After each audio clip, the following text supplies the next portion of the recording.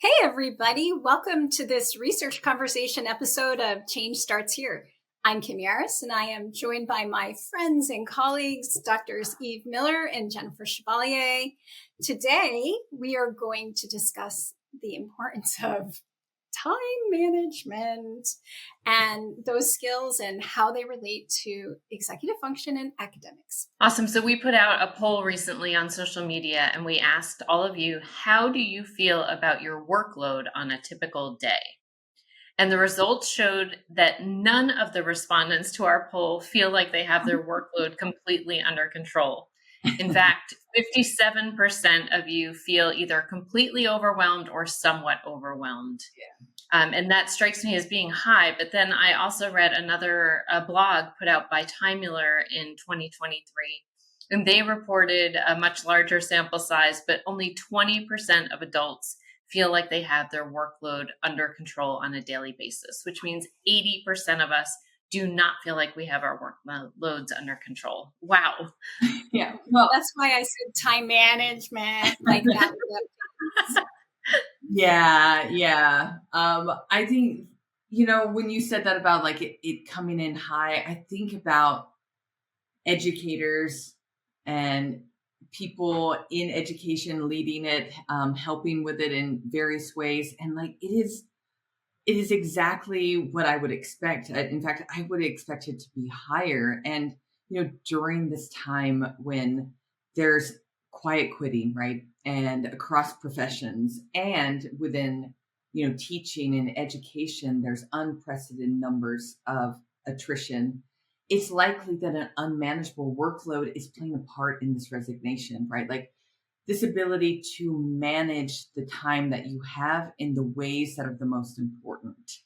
And I think everyone's had times where their workload felt overwhelming. I think most of us do.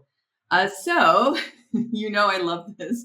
Let's get into our feeling words. Like, so what are some of those feelings that surface when you think about feeling overwhelmed at work? Because I think it's important to kind of make that connection between an emotion and this thing we're all experiencing.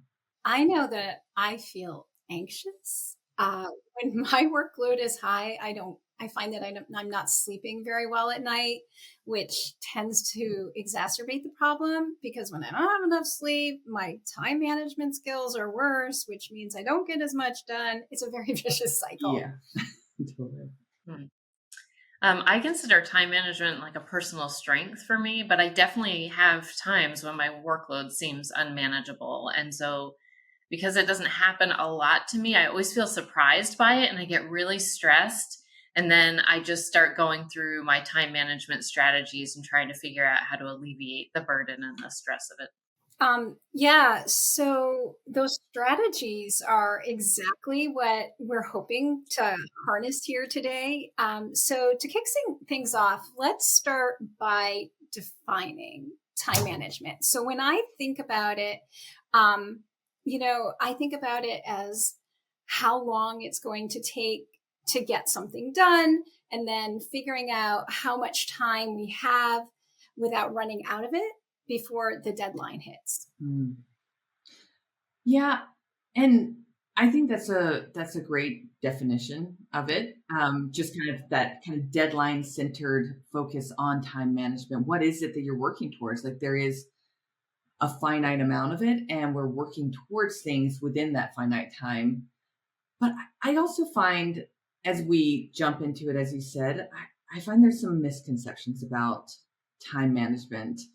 And just like talking about the emotions of things, I love to talk about the misconceptions because I feel like those are the mindsets or the beliefs rather that get in the way. So I'd love to just talk through a couple that I think we can all relate to, two kind of myths that we commonly see. Does that sound okay? Sure. Great. Okay. So here's myth one. And,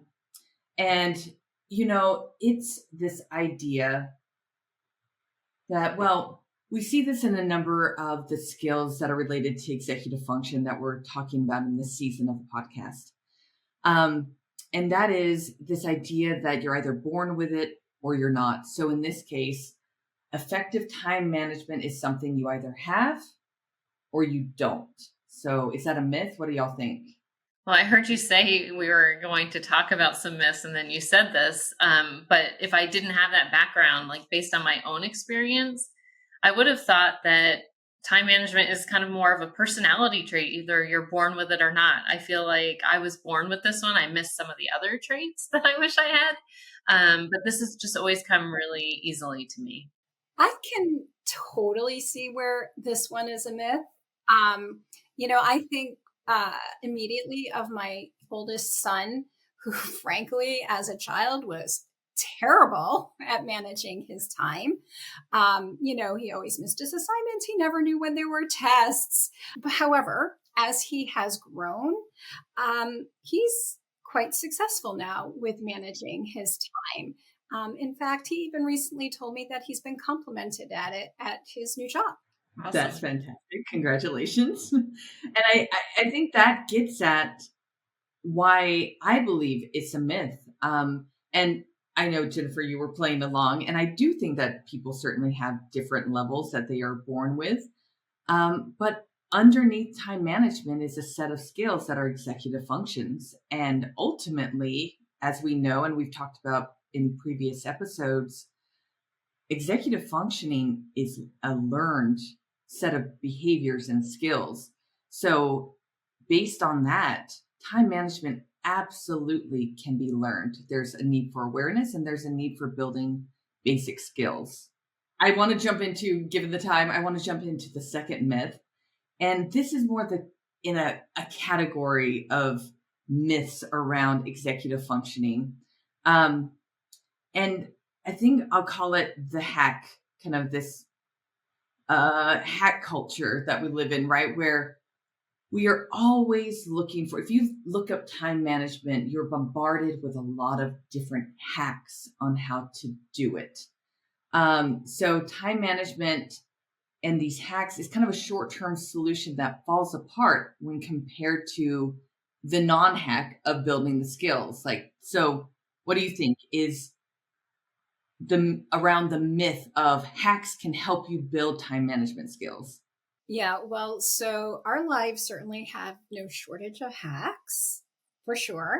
And I know what you're talking about when you refer to all of the self-help books, the apps, the shortcuts. I know for my own self, I have used things like that, but not been successful in using them. So I'm like, and then I feel bad. Like, why aren't these hacks working? When I think of time management hacks, I think of things like trying to maximize every spot of downtime I have. If I'm at a traffic light, can I quick read an email and respond?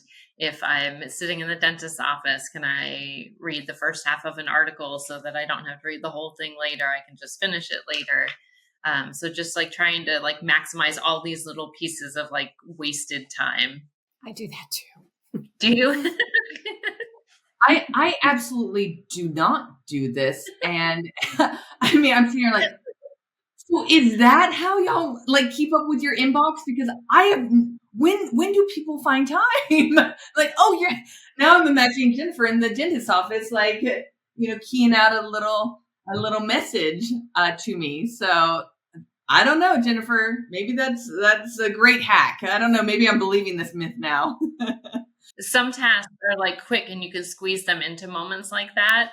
But I would like to note that this hack or strategy can kind of go too far and cause problems without those underlying skills. So yeah, I know what you mean, because then you become like this productivity workhorse every moment of every day. And, and I feel like what you just said, Jen, is kind of debunking this myth that time management hacks always help people become more effective in managing their time better. I think it comes down to how we apply these hacks so that we don't take them too far. Yeah, no, I completely agree. I think the reality of time management is that life hacks are not effective on their own. They can be effective if we have the skills that underlie them. So when we're looking for, I think you used the term a shortcut, right? when a self-help book is being used as a shortcut, or when a time management hack is being used as a shortcut, and we're ignoring the skills that underlie it, that's where I think it gets problematic. This is kind of a great segue into the discussion of executive function. So, Eve, you mentioned it before. This has kind of been the thread going through all of the episodes, the research conversation episodes of Change Starts Here. And so there are those three biggies: working memory, cognitive flexibility, inhibitory control, which we've been talking about. So with those kind of forefront on our minds, how do you think time management connects to those three biggies? Well, I mean, I'm happy to jump in and take on one of them. I can take on like working memory. I believe when we think about time management through the lens of working memory, I think it's helpful to think about, so working memory, just quickly, that is that idea of we're holding information in our mind so that we can manipulate it, holding that phone number in our mind, holding the shopping list in our mind. The less time management we do by holding it in our minds, when we can outsource it to those tools, to hacks, so that it frees up some of that working memory, I think the less attention, like we can automate it more. So we don't want to bog down working memory by saying, okay, I need to leave here in 10 minutes. So I need to keep checking my phone. But I've definitely had those times when it's like, set an alarm, right? Or after I do this, I need to go do this. And then I need to do this. It's like, put it on your schedule, right? So holding all of that in mind, the more that we can help ourselves by using some of those tools and freeing up working memory, it allows us to be more effective in balancing different pieces of our schedule that already needs a working memory to help us plan and prioritize. Well, for someone who has some shortcomings with my short-term working memory, that's a really useful tip for me. I'm going to have to think about that a little bit, Eve. A second executive function that I just want to highlight here is cognitive flexibility. And that's really important with time management because things come up that are unexpected. And so we have to be able to adjust schedules or priorities. We might have a work-related project planned, and we've got, tasks broken out each day. So we hit the deadline, but then suddenly due to illness or a family situation, we have to take 2 days off from work. And suddenly the project's in jeopardy of not being completed on time. So just being able to regroup, reevaluate, reprioritize, and move things around is really important to be successful in time management. So this is making me think that time management really hits the three biggies in a big way, because it also makes me think about inhibitory control, which is that ability to control impulsive behaviors, avoid distractions, remain focused, which are all critical to time management. I know that I can think of a time many times when I've gotten distracted from whatever it is that I'm doing, and then I don't finish out what I set out to do. Does that happen to you too? Totally. Never. So weird. Tell me more. And if we think about the relevance of time management to academics, let's make that shift. We've covered executive function, and now we're thinking about how those all feed into the academic realm. Students' ability to plan and manage their time can deeply affect their capacity to complete assignments, have a sense of control over their workloads, and feel successful in school overall. Yeah, and in schools and education, it's very common that students get planners or agendas so that they can keep track of their upcoming assignments, their tests. But like that myth that we talked about earlier, these planners or agendas are just a time management tool. I mean, my son's lived at the bottom of his backpack. So that tool is only as good as the skills of the person who's using it. Oh, yes. I mean, as you're saying that, I was thinking about the many neglected planners I've had in my past that probably really have a grudge against me now because I tell you, 1997, that one sat unused. And it was probably Franklin Quest too, so apologies. Um, so I think about, with planners, to what you're saying, Kim, the planners are the ones that plan, right? And I thought that by just having the planner, I would somehow be able to magically have the skills that go into like however people ended up putting stuff in there. When in reality, I hadn't developed the critical skill of looking at a big task and figuring out how to break it into more manageable pieces. For example, I mean, this is a critical skill in planning, but you have to learn it, right? Also prioritizing. And I find, many students, myself included as a student, they don't naturally know how to do this well. And if you think about it, even determining how to take a big project and break it into smaller pieces, like I was just saying, right, that requires deliberate growth in our awareness of how much time certain tasks take, experience with prioritizing what is most important, in addition to all the other pieces like the right size of project to break down, how to do it right. Like, so there's modeling, there's experience that's needed in order to really get those complex pieces of time management. Eve, you're making me think that it's important for children and young adults to learn this and on into adulthood to keep refining our skills in this area, right? Because we can always improve. And as you were talking about taking like projects and just knowing how much different chunks take of your time, you made me think, here I am at FranklinCovey starting up a new department this year.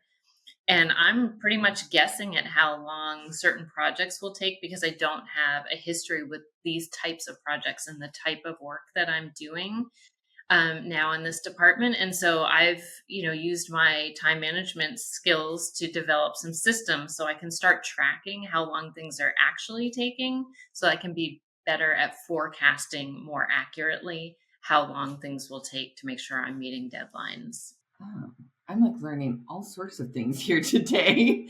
I mean, and you are someone who's so good with time management. So that's very validating here. Like even you're growing your awareness and you have these tools and tricks to do it.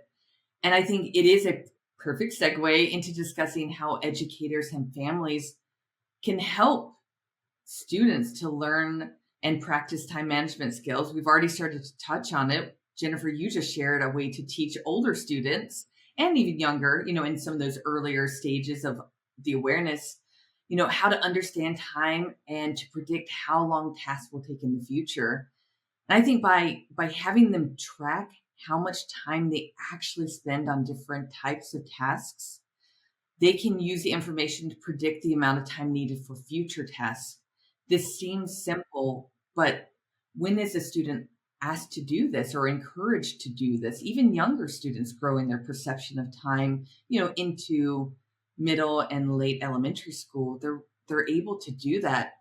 And for younger students, educators can model how to think about time, as a teacher or the teachers in your building that can think about, saying simple things like, okay, students, it takes about 1 minute to put away our math materials and about 2 minutes to get our lunch boxes and get lined up at the door, right? Something simple like that gives them an awareness of how much time things are taking so that as the release of the control happens, they're understanding how long different types of activities take. Hey, I just love that idea because I just don't think that kids have a very good sense of time to begin with.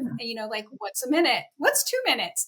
And then all of a sudden they get this feeling. Jen, what were you going to say? I had a flashback to when my son was little. We used to say 2-minute warning, but he heard 2-minute morning. And so that became the standing joke when we were getting ready to like go somewhere. It'd be 2-minute morning. Because they don't really understand clearly.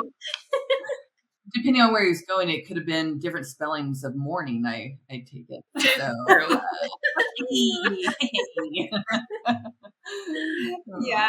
So, yeah. So I mean, I just love this idea of giving them a concept or kind of developing their concept of time. And something else that I think that we can help to develop is their ability to prioritize. I think that when we leave it up to kids, they would prioritize what they enjoy rather than focusing on what's important, right? But the goal, of course, instead is to help them to figure out how to get the most important things done and have time to enjoy themselves. So I think striking this balance helps them to feel productive and happy. They're happy at home, they're happy at school. And so the question, of course, is how do we do this? I guess lists, I live by lists. And if we have them list what they have to do and the things that they want to do, then they can kind of look at their lists and compare and be able to prioritize, and keep in mind that they have to, when it comes to prioritizing, they have to consider both of those. That's good. That's a great point. So I think back to what you were talking about earlier, Kim, about like using agendas or planners with students. And, I'd always have the students write when a project was due or something. But what I could have been doing to help them learn some of these skills is helping them see how to break out these larger projects into smaller tasks and putting those tasks in their planners as well. And then building in like buffer days, right? Because inevitably something's going to happen. Grandma's going to have a surprise visit for dinner, and that night's work won't get done toward the project or whatever. So if the project's due on a Friday, having the schedule finish the project on Wednesday provides a way to alleviate stress when these unexpected things come up. They can just push the activities back one day and comfortably meet the deadline. I mean, as you say this, that student who had that empty planner at the end of 1997, what you just shared there, that feels doable to me. I like what was shared here. Like, I truly feel like that would have helped me as a student. It's going to help me as an adult because I've heard all sorts of things that helps me to understand how y'all are so darn productive. So thanks for that. And thank you to all of you who have joined us and who have listened. We are just so glad that you've been able to join us for this discussion about time management skills in education setting and beyond. We sure hope you will join us for our next episode when we will explore adaptability, something that came up here a little bit today, and how it connects to executive function and academic success. And remember, be sure to like and subscribe to the Change Starts Here podcast so you're alerted when the next episode drops. Take care. Bye.